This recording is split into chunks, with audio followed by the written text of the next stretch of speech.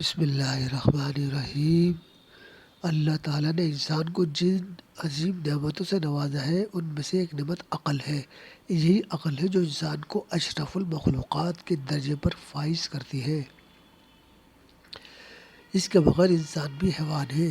پھر اسی عقل کے صحیح استعمال سے انسان کو ایمان و عمل کی سعادت ملتی ہے۔ یہی عقل و دانائی اور بصیرت و حکمت ہے جسے اللہ تعالیٰ نے خیر و کثیر یعنی بہت زیادہ بھلائی قرار دیا ہے۔ ارشاد باری تعالیٰ ہے کہ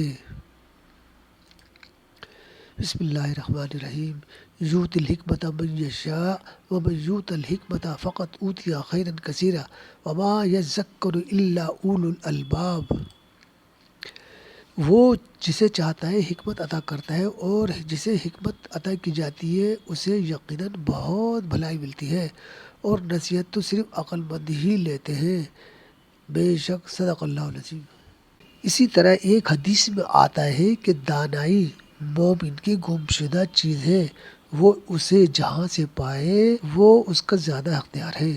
اسی حکمت اور عقل و بصیرت کی آبیاری کے لیے اللہ تعالیٰ نے قرآن مجید نازل فرمایا تاکہ ہم اس کے احکام کے مطابق زندگی گزاریں اور ہدایت کی روشنی سے کام لے کر کفر و شرک اور گمراہی کے اندھیروں سے بچیں۔